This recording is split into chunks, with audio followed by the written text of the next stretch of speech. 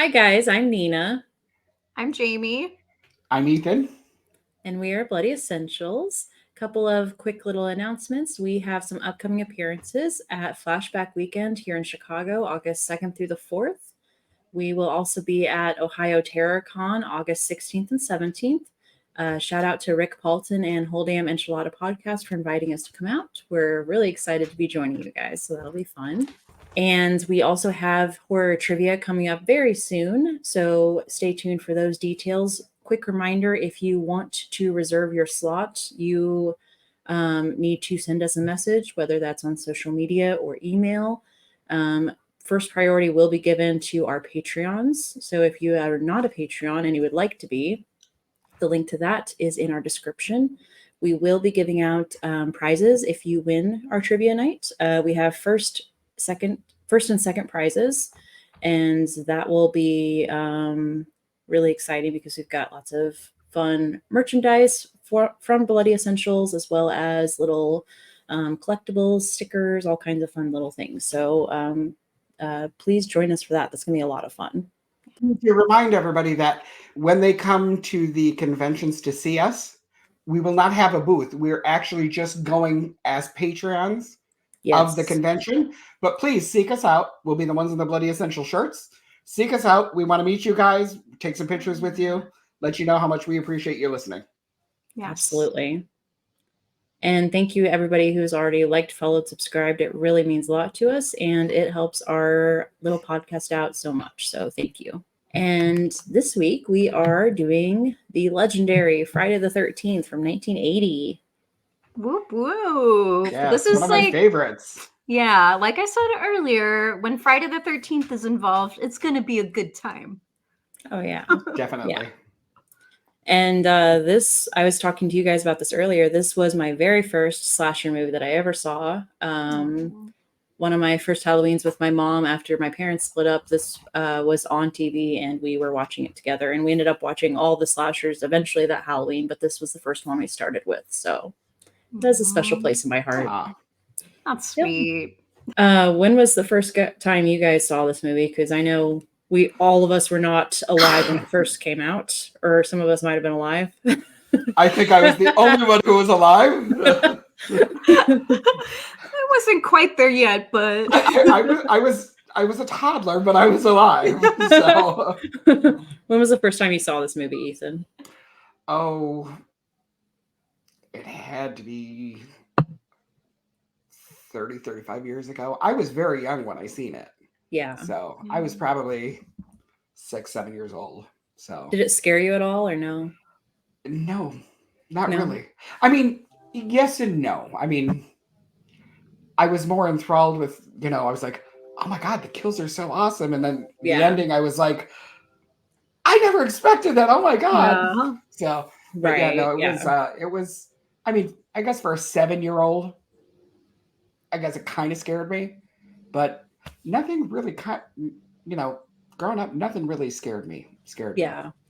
I think we have issues, and that's why stuff doesn't scare us. I mean, stuff doesn't scare me now because I'm so desensitized, but there were definitely movies that traumatized me as a kid. So I can't attest to the whole nothing scared me then. Wow, I don't think I can't think of any movies that really, really traumatized me as a kid, but there were some that I thought were kind of scary. I mean, my first horror movie was The Birds, and there was moments in that I thought were scary as a kid. Oh, yeah. Friday the 13th, though, I watched this like early teens, so I wasn't scared of it the first time I watched it, but I loved it. And it felt like kind of like a milestone to like watch it too, because, getting into horror, that was one of those like holy grail kind of like horror movies where I'm like, oh, I've made it. Like I'm a real fan now. I watched Friday the 13th. So yeah, it was like a milestone kind of movie. Yeah, it's definitely a rite of passage movie. It's one that everybody holds up and is like, this is one of the best of all time and nothing can ever defeat it. And yeah, it's definitely a rite of passage for sure. So yeah. Do you guys have should we do this? Which is your favorite Friday the 13th? Oh God, that's hard. It really is hard. Mine's part 2. I'm just gonna go ahead and say it. Okay. Mine's part 2. I love me some sackhead like Jason. I love the characters in that one. Like, I love them so much. There's some really fun kills in it too. So, gotta say part 2. Yeah. It's my favorite. What about you? I gotta say, it's probably part 2 as well, just because I think it's one of the more fun ones, and I like the idea that Jason was alive the whole time makes it more entertaining to me, and they handle it in a more realistic way, which is fun. And I will say the camp counselors, or whatever you want to call them, are less annoying in this one as opposed to some of the other ones. Yeah. Okay. They're a good group. Yeah. It's a good ensemble. Yeah. Definitely a good ensemble. Yeah. I'm kind of torn between 3, where he gets his iconic hockey mask, and 4. I love 4. 4 is good. But I think I'm going to have to go with 4. I think 4 is probably my favorite. 4 is my second favorite, so it's close. Okay. I love 4 too, so. Yeah. Yeah. Yeah, 4 is fun. All right. Now that we got that out of the way. Yeah. And Corey Haim at the end of 4 is a little badass. That's all I can say. I like Corey Haim. Yeah. He's a little badass. Yes. All right. Shall we jump into plot points?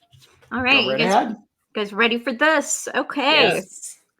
So, we start off with what I like to call the setup. We get this little bit of history on, the camp, just to kind of set up what's going to happen next. Got some of that great music that's starting to come in. Got all our campers, or our counselors, I should say, singing some songs. Reminds me of summer camp and like Bible school, when I do that in the summer and we'd sing songs. And then they have some frisky fun in the barn, and that's never a good idea at Camp Crystal Lake, is it? Also kind of like Bible school. Our Bible camp. What Bible camp did you go to?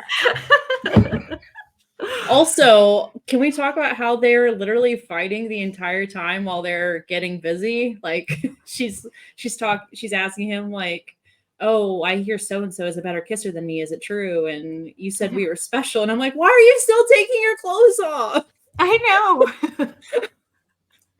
When in summer camp, Okay. I guess she wanted to prove herself. Evidently. That she was a better kisser. Yes. I will say too, like, side note, I really, really love the yellow, like, camp polos that they're wearing. Yes. I want one so bad. Yeah. They have them. They definitely have them all the time at conventions. Yeah. I need to get one. I still haven't got one. So, I also just wanted to note, like, man, so the camera work in this movie overall is really, really cool. Like, cinematography is really awesome, but like, yes. I love how like the camera moves in this. Like, it like spins. There's like the POV as like, she slices the killer slices, the guy. We have our girl trying to get away from the killer. And I just love the camera work, all the POV stuff. It really and they do a lot of like low angles in this movie. Yeah, which is very rare. Yeah. So I just love that whole thing. Also, Jamie, the movie's been out for over 30 years. You can say who it is. It's fine. If you don't know yet. They don't know by now. Watch Scream, okay? Yeah, I did have several notes about the cinematography as well. A lot of the POV shots are iconic, and I love them. I love we can wait till we get there, or I can just talk about it now. But I love the when Annie is in the truck and she's having the back and forth with the truck driver. I love that scene where it's like tied in on her, tied in on him, and it's really great. It looks great. And I like the moment where the killer is peering through the trees and looking out at the dock and seeing them like pull the whole drowning prank. I think that looks fantastic. Yeah. So they do a really great job with cinematography for a movie that was such a low budget and they didn't think was going to be successful at all. I know, but you watch it and it's like, honestly, it's almost like a little master class in like horror, like cinematography, because it uses like the POV so effectively.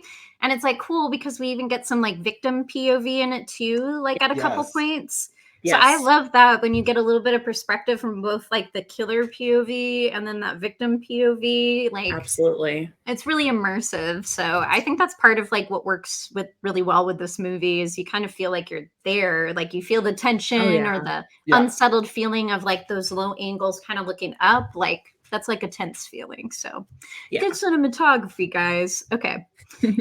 Also really like the freeze frame of like the girl's face before we get that like logo slamming down and then the music, like this epic, theme like going. Music is so good too, guys. Oh, iconic. Absolutely iconic score from Manfredini. I know. And you can tell a Manfredini like score pretty quickly where you're like, I know those sounds. Okay. Definitely. Oh yeah, for sure. Okay, so now that we got a little setup, we flash forward to today and we have our adorable little hitchhiker, Annie, walking through the town, talking to a dog. I relate, she's just adorable. And Nina, you said that she was actually your favorite. So tell me a little bit about that, why you love her so much. She is absolutely adorable, like you said. She's probably one of the most relatable characters in the entire franchise, in my opinion. And no matter how many times I watch it, I still get so upset that she dies because I just love her so much.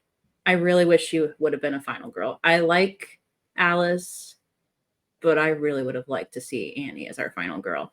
And I got to meet her last year in Indianapolis at Days of the Dead, and she is exactly how she is on camera.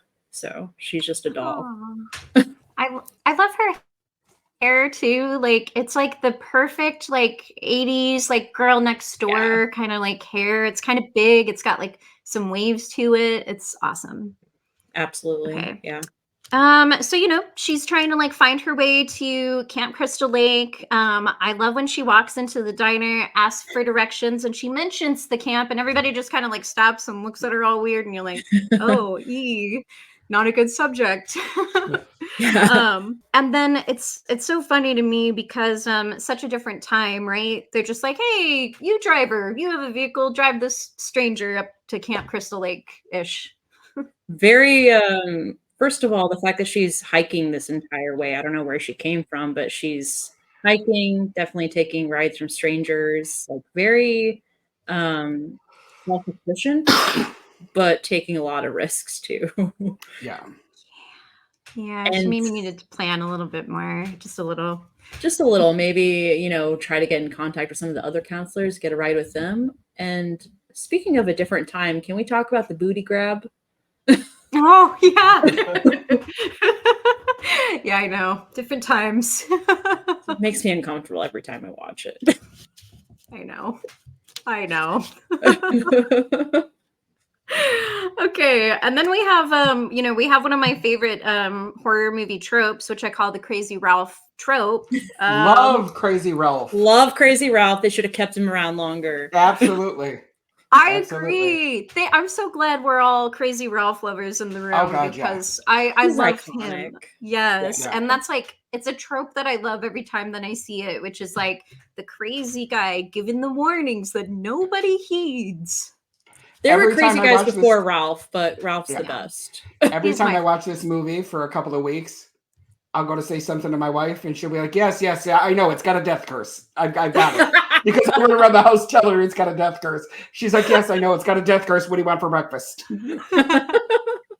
Love it. I love that so much and I relate. I understand. Okay. And then, we do on this car ride that Annie is going on with this guy, again, with those great low angle camera things that we were talking about. We're learning a little bit about the camp, he's telling us a little bit about its kind of bloody history. And I have to say, there's some moments in that I just think are really funny. He's trying to convince her not to go. And then he calls her he's like, dumb kid. And she's like, at least I'm not afraid of ghosts. Yeah. It's like and he kind of chuckles a little bit to himself too, like trying to brush it off like it's no big deal, which I love. Yeah. But it is a big deal. Then we get into our Meet the Mains. We get to meet like our main characters here. We got Bacon, Kevin Bacon in the crew. I'm gonna call people by their actor names. Some of them. Sorry about that, guys. He's such a baby in this. Yeah. He's foxy in this. He's cute. But yeah, so we get him. Then we get the great introduction of Steve, the camp owner. Yes to Jean's red bandana, or I'm sorry, they were cut off shorts, a red bandana, no shirt, mustache. It's a great thing. Can't get away with that. Combo. Right. I beg to differ. I feel like you can. It's coming back. Yeah, it's coming back. And every time I see him, I'm like, am I watching Friday the 13th, or is this the beginning of 70s porn? Yeah. Maybe it was. Sean Cunningham did have a background in porn, so there you go. He's like, I know this works, okay? Just go with the outfit. And we also get our introduction to Alice, our final girl here. They got a little something going on. Steve and Alice. Does anybody think this relationship is weird? It's a little creepy, right? Yeah, definitely. Yeah. I always wanted to know more about that relationship.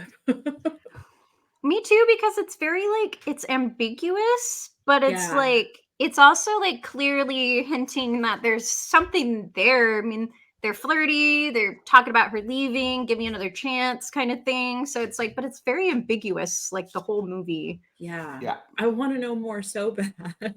I know. There's the prequel nobody knew they wanted. We just want to know the backstory on all of that. Okay. Yes. Okay, so then we go back to Annie, our hitchhiker. She's been dropped off by our guy by this point.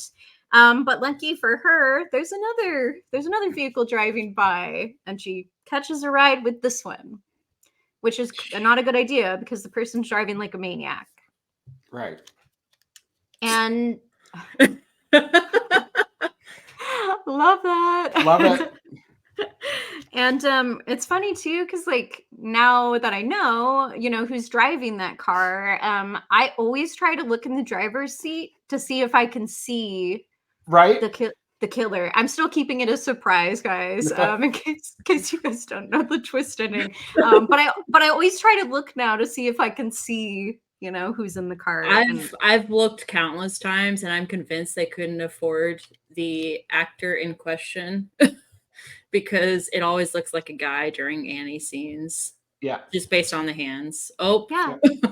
or the legs and the feet. There's a scene of the legs and the feet at one point, and I'm like, I looked real close, and I'm like, I think that's a man. I think that's a dude. But definitely broad shoulders too.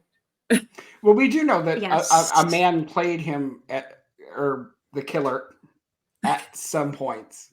Yes. Yeah. Mm-hmm. The ending, which we won't get to till obviously the end of the show, but the ending that was not the killer. What do you mean? Everybody who's listening to this is like, you can go ahead and say it. We all know. Yeah, we all know the twist, okay? It's been a while. We're no spoilers here, okay? No. Okay. So, our girl is figuring out that this is not a good situation because this person is driving like a crazy person. What a scary situation to be in, by the way. That'd be really scary if you were stuck in that vehicle with somebody. But she does a great leap of faith out of that moving car. I'm a big fan of that. When people jump out a window, I'm like, they're there to survive. Yeah. And then I'm also a really huge fan of chase scenes, and the chase scene that we get with Annie and Mama Voorhees. Okay, I'll spoil it now. Oh, oh no. But the chase scene is really, really good. It's got that classic run, fall down, get up, fall down, and there's a direction switch, and then there's low angles and close-ups, and it's a great chase scene. It is. Even better kill scene. Yes.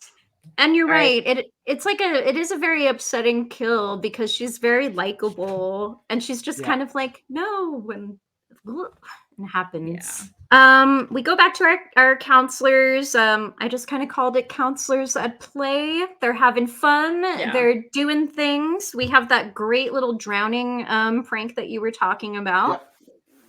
Yeah. With the CPR, you know. What a schmuck. I know. And then, you know, in this whole little like moment, like time where they're kind of just like hanging out and playing, we also get that like snake hunt in the room. Yeah. Alice sees a snake, and then everybody jumps in to help. Yep, real snake death on camera. Yep. That was apparently Tom Savini's idea because it actually happened to him. He had a snake in his cabin or something. Oh. Yeah. And during the playtime, can I just say that I love Ned's dancing? Yes. Ned is fun. That is awesome. I like Ned. Yeah. I love Ned too. Man, he's really good. Okay. And then you know, then we have a cop come up, you know, while they're kind of having this fun and everything. And he's up there because favorite Crazy Ralph is apparently on the loose in the area, warning people. Yeah. It's nice to know that they already know where Crazy Ralph ends up on his weekends. For somebody who knows that it's got a death curse, he sure does end up there a lot. Right? I know. It's like, if it's got such a death curse, why are you here? Right? Take your own advice. You're all gonna die. Well, then I'm gonna stay the hell away from there if everybody's gonna die there. I mean, yeah. Warn you from a distance, like quite a distance, okay? I'm gonna call you and let you know you're gonna die. I'm not coming out to see you. Yeah. I will say I love the back and forth between Officer Dorff and the kids, especially Ned. Ned is great. Yes. With his little Indian outfit. What are you guys smoking? What do you mean? I don't smoke. You know, grass, hash, the weed. he's down with the lingo. Right?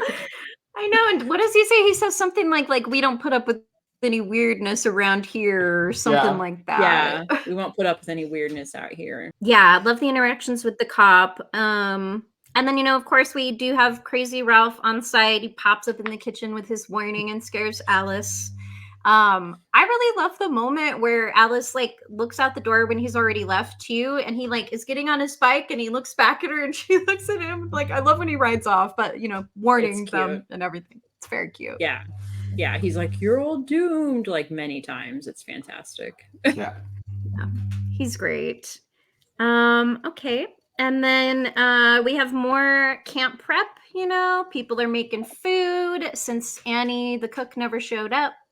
They're doing a really bad job of it, it sounds like. You know, they're trying to fix this emergency generator, get things going. This is where I just added a note about, I said bacon is hot in this. He's all like young and fresh-faced, Bon Jovi kind of haircut. I love it. This is definitely the era for sure. I love all the rain that comes in this movie too. I have to say, I forgot how rainy this movie is somehow. Yeah, they did a really good job making it look realistic, and it's very pretty, and it sounds great too. Mm-hmm. Yeah. It just adds like a whole different dynamic to it. I love like rainy horror movies. Me too. But yeah, same. Somehow I always forget how rainy this first one is. Yeah. It definitely makes you feel more isolated too, I feel like. Agreed. You can't get away foot as easy. Right. So. And if it's raining out, there's not going to be people out, so I can't scream to them to help. Exactly. So. Totally. Yep. And it's like hard to get around. It's like, you know, there's like a forest. It's all wet. Okay. And then, so there's this scene I really love where Alice, Bill, and Beverly, I think is their name. They're inside the cabin, and while Bacon and his love interest are hanging out, talking about her blood rain dream. Right. Yeah. But then the group inside plays Strip Monopoly. And it's like one of my favorite scenes because I love Beverly. She's my favorite counselor in this movie. I think her name's Beverly. It's Brenda. Brenda, yes. Brenda, yes. Thank you. I knew it started with a B. Brenda's my favorite. I think she's pretty hilarious. badass. Yeah. And I love that she's just like, you've never played Monopoly like this before. I'll be the shoe. She's fantastic. Yeah, she's got some great one-liners in that scene. She's definitely my favorite. Okay. So then Bacon and his lady are, having some fun, which we know is always a bad idea at Camp Crystal Lake. Correct. Yeah. Yep. It's a bad idea. Premarital sex will get you killed. Every time. Don't do it, kids. That's right. Yeah. PSA. No drinking, no drugs, no sex. Just say no. That's right. We get the dead body reveal up top on the bunk bed, which is pretty great. And, they have their fun. Our girl goes to use the bathroom. And we have that great Kevin Bacon kill, you guys. Yes. Yep. Yeah. It's one of the most iconic kills. Yeah, it's definitely fun. It's so cool. Like, I just love because he gets pulled closer to the bed and then gets the blade like right through his throat from under the bed or behind the bed. You always expect the killer to come forwards at you, and you don't expect them to be underneath the bed and killing you that way. So it kind of goes opposite of your expectations. Yeah. Yes. Yep. And honestly, it's one of the best. I think it's one of the best kills in the movie. There's lots of good ones. Yeah. But this is one of those this is one of the money kills. This is like a really good one. Yep. Great special effects from Tom Savini. Oh yeah. Oh yeah. Well, he's the GOAT. So he is the GOAT. Tom Savini is the GOAT. He's fantastic. Amazing. I love him. Yeah. I do too. I also really love the shot. So Kevin Bacon's girlfriend, she's in the bathroom, and you get the beautiful shot, like looking from outside into the window. Mm-hmm. And I love into the window shots like that. And there's a couple in this one. It just has like a very like voyeuristic feel. And again, it's that like POV kind of feeling. So I just thought like that was beautiful. I agree. Yeah. I love the fact that she is wearing nothing but underwear, t-shirt, and doesn't even put the raincoat on all the way. And she's just walking around barefoot. I know. Like, you guys just killed a snake in the other cabin. Come on. I would not be walking barefoot. At least wear shoes. Come on. Yeah. You're going to get bitten up by something. She was more concerned with the other snakes you just had, so. Touche. And then we have this like great little sequence where, our killer comes into like the bathroom area and is looking, and, you see her feet underneath the stall. I love me a toilet terror scene. Bathrooms can be vulnerable, scary places, everybody. So I love when they're in a horror movie, and this is a really fun scene. And I absolutely love the way Marcy, that's her name. I absolutely love the way that Marcy's kill looks, because you get that beautiful little shadow of the axe or whatever on the curtain before she sees it. Yep. Just comes down, and then you see it like just lovely in her face there. Yeah. Oh, it's beautiful. Yeah. I also really liked Brenda's get up where she put on her green raincoat just over her bra and panties. Love it. Awesome.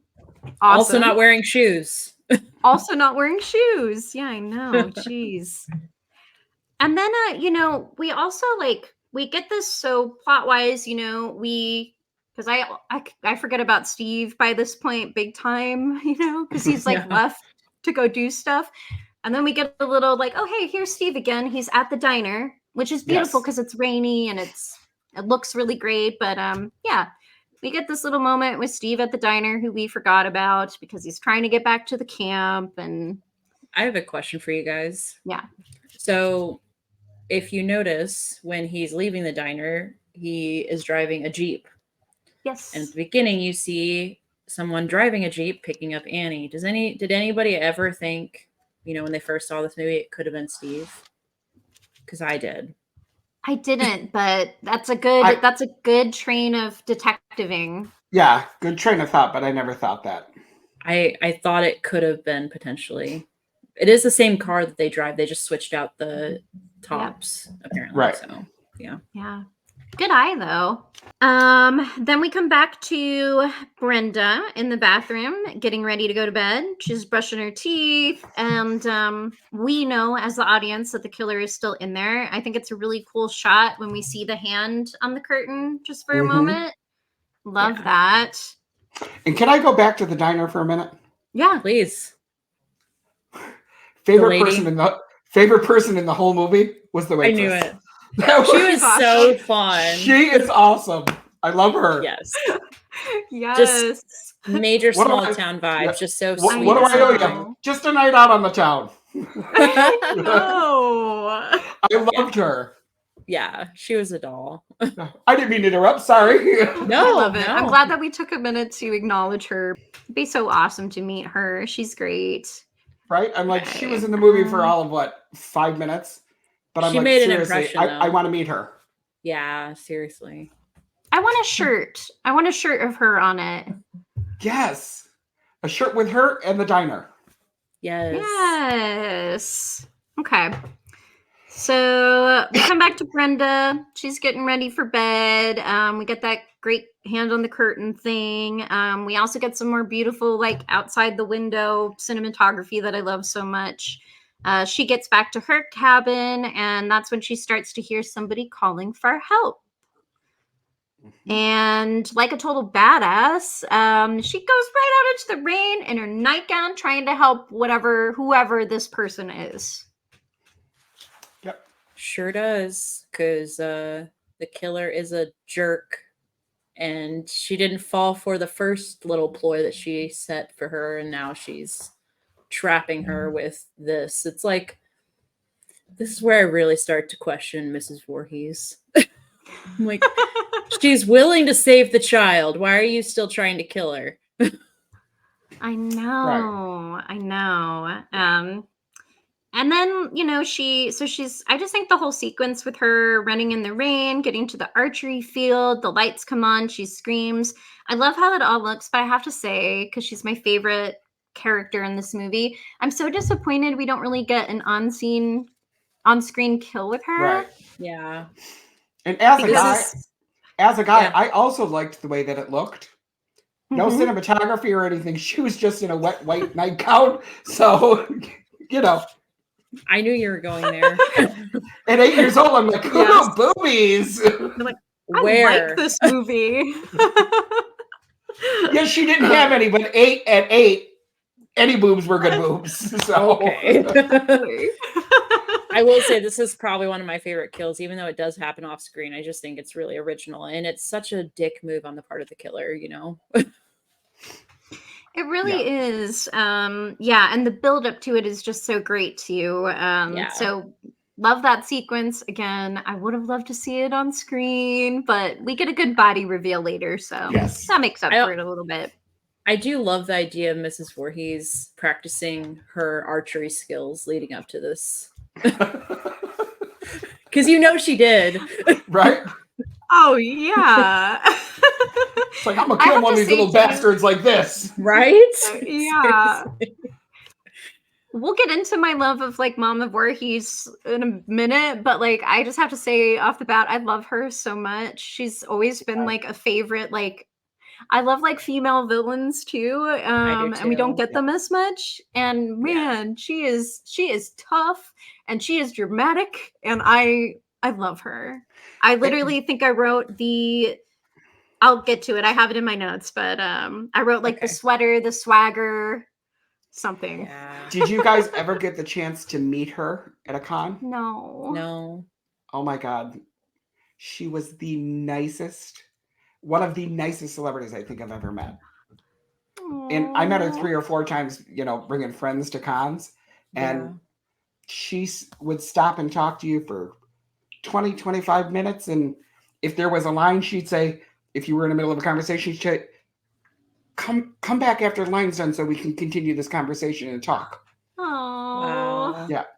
We were talking and there was a line behind her. So I'm like, I'm going to let you go because you have quite a line. She's like, oh, honey, that's okay, blah, blah, blah. I'm like, no, you have a line. The con got over. She found me. Wow. Yeah. Aww. That just makes me love her even more. Yeah, she was the sweetest. Aww. Yeah, there's not a lot of celebrities out there like that, which I get it. There's a lot of weird people, but Absolutely. it is very sad that, people have to be so protective and have their guard up so much. But yeah, it's really sweet that she was like that. That makes me happy to hear. Yeah. Me too. She's I don't know. very sweet. I didn't know anybody that had met her, so that's really cool. Yeah. That's so cool. I wish I could have met her. She's amazing. I love her so much. All right. So, we come back to Bill and Alice. They decide to search for Brenda. They find a bloody axe. That's never a good thing. So yeah, they're doing this little search because they're like, hey, where is everybody? Things don't seem right here.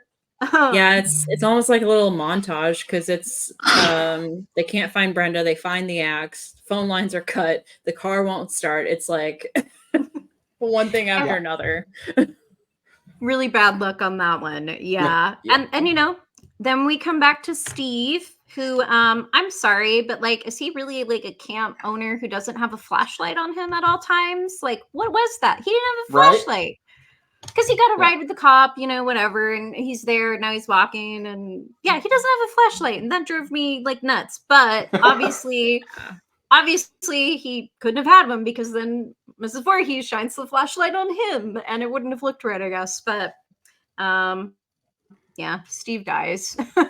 It's the first time as the audience that we kind of get a hint that it's somebody that the camp knows because he recognizes this person. Says, hey, you, what are you doing in this mess?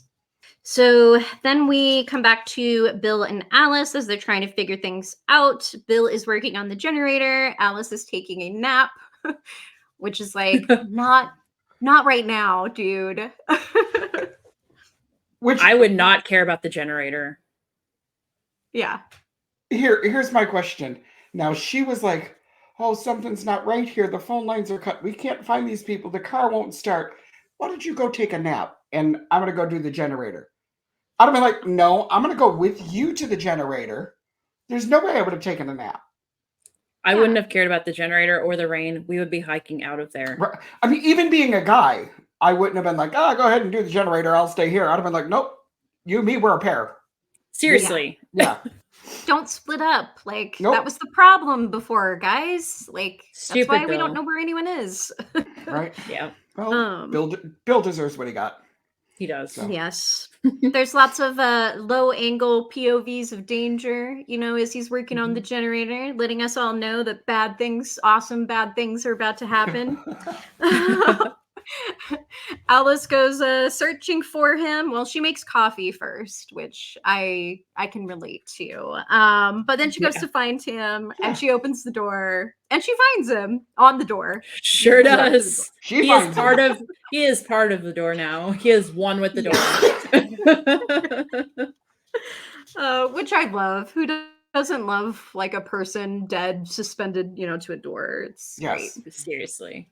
Okay, and then Alice, bunkers down, she ties the door shut and she's grabbing a weapon, trying to fortify the space that she's in. And then there is Brenda, is that what we said her name is? Yeah, Brenda. Yeah. Brenda's body gets thrown through the window. And her body looks beautiful. And Friday the 13th likes to throw people through windows a lot. Have you noticed that? Yes. They do, yes. Yeah, they like to throw people through windows. Sure do. Or which just I'm not mad at. That's great. To see people. Yeah. Yeah. But they do. Also, Miss Voorhees is really strong. I don't know if we've established that yet, but she's very strong. I was going to mention it. There's a reason why no one suspects Mrs. Voorhees. She's 50, 60 years old, and she's got the strength of an ox, but you can't tell just looking at her. My God. I know. She's an animal, and you're like, wow, I would not have picked you up out of the, lineup here and been like, watch out for that one. Yeah. In between Friday the 13th, she's doing weightlifting, she's doing archery lessons, she's got it all mapped out, okay? Yeah. whole Rocky style montage here, you know. Boxing lessons. Speaking of Miss Voorhees, I just called the next bit "Hey Mama." That's not Steve, it's Miss Voorhees. It is. And I absolutely love her. What I wrote was her smile, her sweater, her swagger. Just amazing. And we get like great close-up shots of her face when she's like doing these, like when she's speaking, which is all super dramatic, and I love it. Her delivery is amazing. And from her, we start to learn a lot of info, you know, that Jason was her son and how he died and that it's his birthday. Yeah. And when Mama comes for Alice, like she comes for her hard. Like she is an animal out of a cage, like maniac. Yes. She's been holding in this fury for so long. She's trying to unleash it now. Yes. Well, you know, I mean, obviously she had a little something going on up there. She's a little bit nuts. But I'm a parent. If something happened to my kid and I thought somebody was responsible for it, I would forget I knew Jesus. So this is where we're going to have the conversation. Was Pamela Voorhees justified? Because these camp counselors were not there when Jason was there. No, she wasn't justified, but like I said, she was a little nuts in her head. So she thought everybody at the camp, all the camp counselors, right? Yeah. I mean, she could have went over to Camp Arawak and helped Angela start killing people. So that's true. That is true. You're not wrong. Another awesome horror woman villain. Yes, I know. I don't really see her as a villain, though, in my opinion. No, I don't. She kind of isn't. Yeah, no. And I mean, you know, maybe Mama Voorhees was a little heavy-handed in this situation, but really, it's just about a mother's love.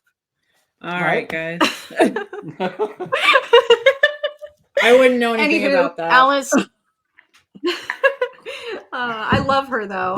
But yeah, she's crazy. She's a little crazy. Yeah. And these counselors didn't have anything to do with Jason, but I get why she's peeved. They broke the rules, so they deserve and I do love when Mama Voorhees starts channeling Jason. That is great. Kill her, mommy. Get her Jason voice is so fun. She can't hide. No place to hide. No. And then she answers, "I will, Jason. I will." I was like, "Oh my god, I get goosebumps every time I hear it." I do too. Yeah, I love it. Great. I know. I really want that as like a ringtone, like her doing like the Jason voice. Yes. Oh my god, that would be great. I gotta have that for when my mother calls. There you go. Killer. Okay, so Alice, you know, gets away from her momentarily. She finds some more of her dead friends. They just keep popping up and swinging down and everything. I love the way she put that. She's like, she just finds her dead friends. Yeah. Dead friend here, dead friend there. Dead friend there. There comes a dead friend. Everywhere, dead friend. And I love the bodies, good body work in this. I mean, you know, the special effects in this are really nice. Again, we get these incredible close-ups of Mama's face. Like, it's so close up that you don't even see like her whole face. It's like this, which I love. It's so powerful, and like focuses it on her mouth when she's doing the Jason voice a couple times. It's so good. It's so good. And she's not doing a lot of like facial expressions. She's kind of just like one face, but like it still gives me goosebumps. And just that kind of like blank stare. Yeah. I love it. Yeah. It's so good. And then, you know, it's like, I love that when Mama Voorhees is like coming for Alice, she throws everything she can at her, like yarn and all this stuff. She's really fighting, you know. Right? Is like she? I'm like, that roll of toilet paper is really going to stop her. I know. Is there a fire poker somewhere we could stab her with? Come on. I know. Hey, you know, she's working with what she's got. And then we get that great, like that victim POV that I was talking about. There's a moment where the camera kind of like moves, and then we kind of get the POV from Alice as Mama is like beating on her. And it's awesome. And then, you know, Alice kind of gets away from her again, and she's hiding out in the cabin. And I have to say, like, there's so much tension that scene when she's like waiting in the closet or the pantry by the door. I thought it was like such a good use of, I don't know, it was really, really tense.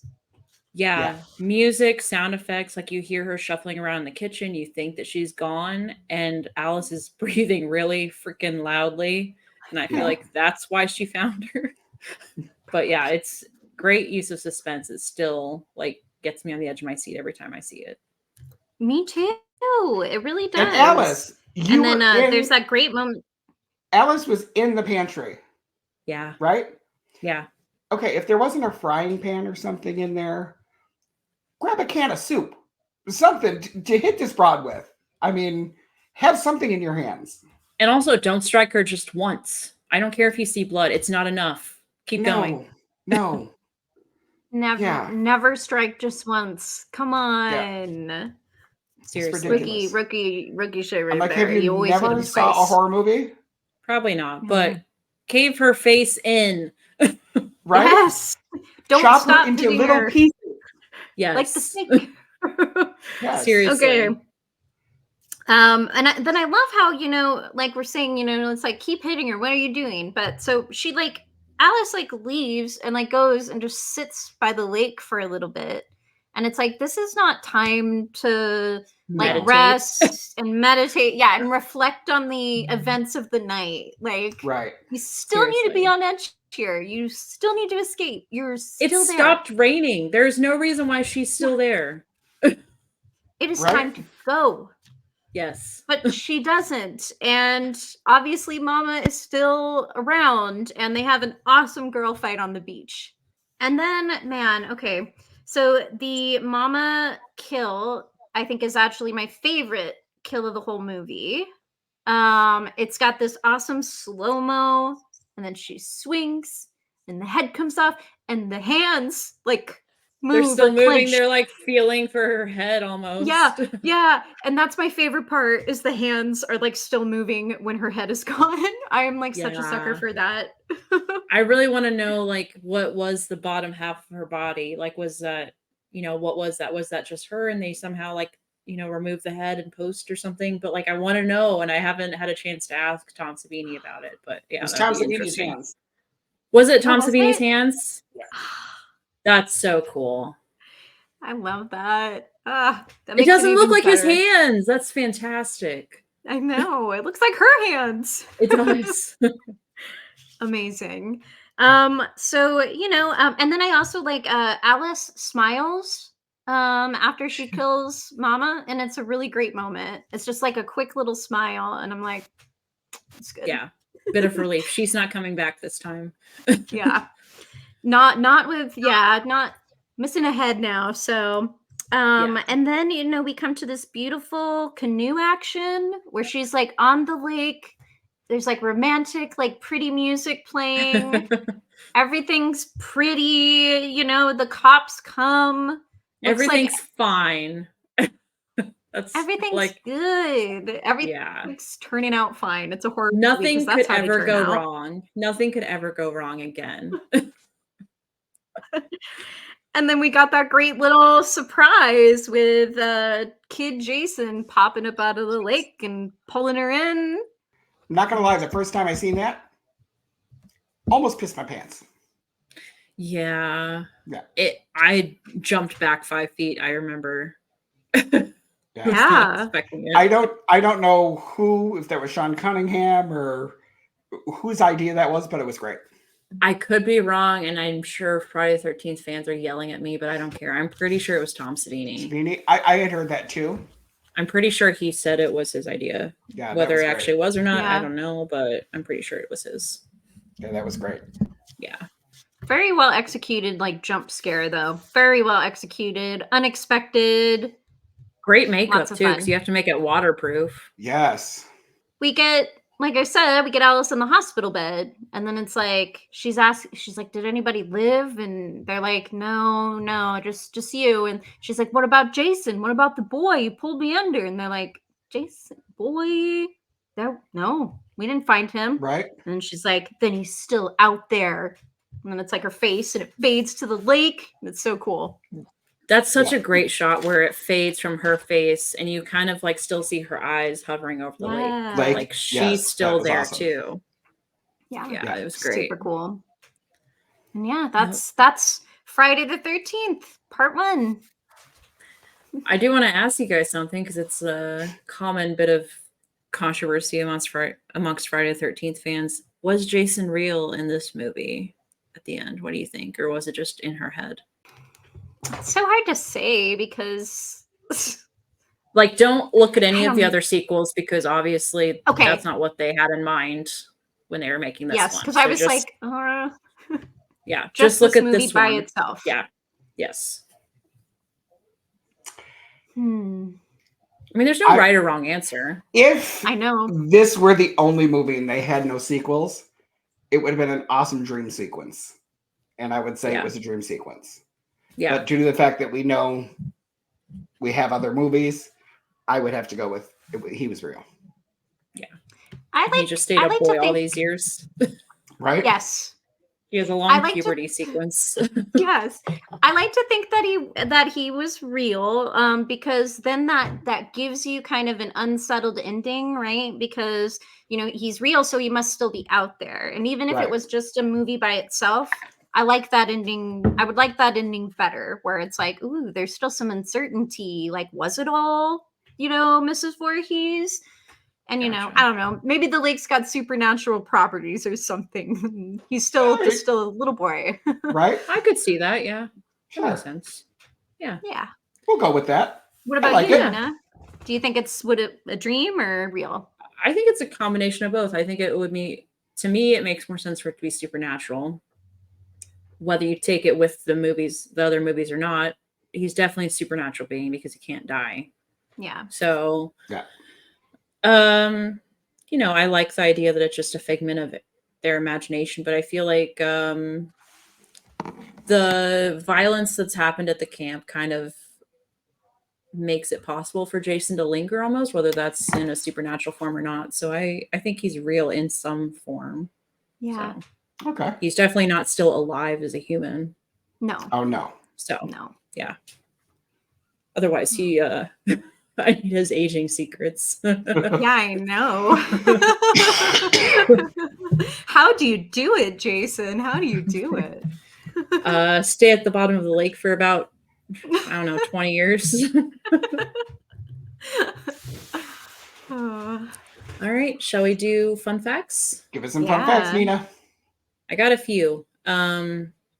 So the movie was filmed at Camp Nobi Bosco in New Jersey. Mm-hmm. The camp is actually still in operation, and it has a wall of Friday the 13th memorabilia to honor that the movie was set there. I want to go.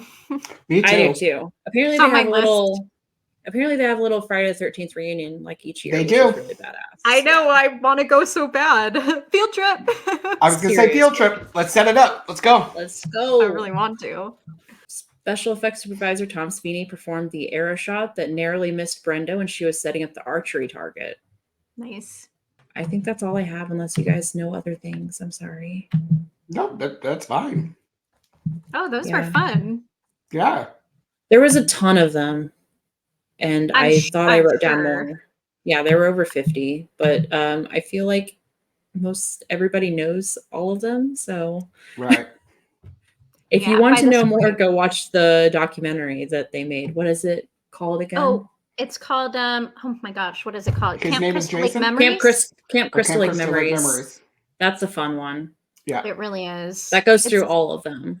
Yep. I was going to say it's immersive, it covers a lot of ground. Yeah. That's my favorite one, and they cover pretty much everything, so. Yeah. Yeah. But that's Friday the 13th. Shall we rate this movie? Let's do it. All right. I'll save Ethan for last. Okay. You're wearing the big Friday the 13th shirt. I all guess the shirts I wear are big. Not what I meant. You don't want to see me in a small shirt. It's gonna be like Tommy Boy. Right? Although they're not as big as they used to be. So excellent. So happy for you about that.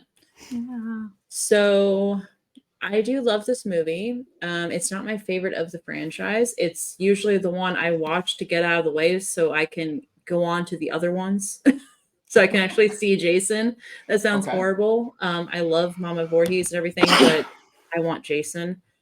So with that being said, I'm going to go on a hate for this, but this is a 6. Okay. There's not a lot of violence. There's not a lot of, fun kills. A lot of it's off screen. So that's why it's a 6 for me. Okay. Yeah. Yep. Similarly, it's not my favorite of the Friday the 13th movies. Like I said, part 2 is my favorite. Still pretty early on, Usually I'm like part 2, part 3, part 4. I have to watch. Those are I really like those ones. Yeah. That being said, I still think Friday the 13th just has the original one has such a cool aesthetic and vibe. It's again, it's that milestone kind of movie. It's a movie I feel like older kids and my friends older siblings were watching, and I would catch peeks of it, and I felt like, oh man, the cool kids are watching Friday the 13th and I can't yet. So I think it's really cool and it has a cool vibe. So I think I'm gonna give it an 8. It's not my favorite. It's not one of the Friday the 13th I rewatched too often, but it's probably not the one I watched the least. Yeah. Okay. I love the movie. I was around, obviously, when it came out. Yeah, you were. So I've seen it a lot. I do rewatch it probably at least once a year. So, oh, yeah. Yeah, at least once a year I watch it. If I'm introducing someone to horror, I start with Friday the 13th, Yeah. because it's not hella gory, Yeah. but it's got some good kills, and the twist at the end with it being the mother is pretty cool. So absolutely. I would have to say I would give this a good 8.5. Okay. Not my favorite in the franchise, but definitely up there. So yeah. It's solid. Yeah. It's iconic. It is. If you have any other ratings for us, if you think this movie is perfect, if you think this movie is horrible, let us know in the comments. Send us a message. Whether you like it or don't like it, let us know. We want to know why. Ooh, and you know what else too? Sorry to interrupt. I also want to know your least favorite Friday the 13th movie, because I'm always really curious about that. I always talk about favorite Friday the 13th with people, but I want to hear your least favorites. I already know a couple, at least one that's going to pop up in there for a lot of people, but I'm sure. I want to know because we could do and that. As long as you're answering all those questions, I'm going to throw this one at you too. So put this in the socials too. When you email us. Yeah. Do you consider part 5 a Friday the 13th movie? And if you've seen part 5, you know why I'm asking that. If you haven't seen it, go watch it. But is it a Friday the 13th movie? Because I know a lot of people that one of the last cons I was at, we were talking, and of course there was some alcohol involved, but they wanted to fight, and I was they were passionate about it. Yeah, they were passionate. I'm like, relax. There's no need to come to blows over this. It's a movie. Relax. But yeah, they were. Well, you were there, Nina. I sure was. Yeah. Yeah, you were there, and they were ready to fight with people. Yeah, I mean they weren't going to fight with us. We actually were go back to your corners and relax. But easy there, guys. Right? I'm like, let's talk about something other than Friday the 13th then. So yeah. Hey, how about those Nightmare on Elm Street movies, huh? Right? No, how about those Halloween movies? Because then they'll bring up part 2. Yeah. Everybody dislikes Halloween now, right? Well, that's a separate episode. Yeah, that's a whole separate episode. To that. Yeah, we'll save that for another time. Yes. But that wraps up Friday the 13th. Please let us know your thoughts on all of the renditions of Michael. Jason Voorhees, sorry. Until next time, I'm Nina. I'm Jamie. I'm Ethan. And we are Bloody Essentials. Bye. Bye. Bye-bye.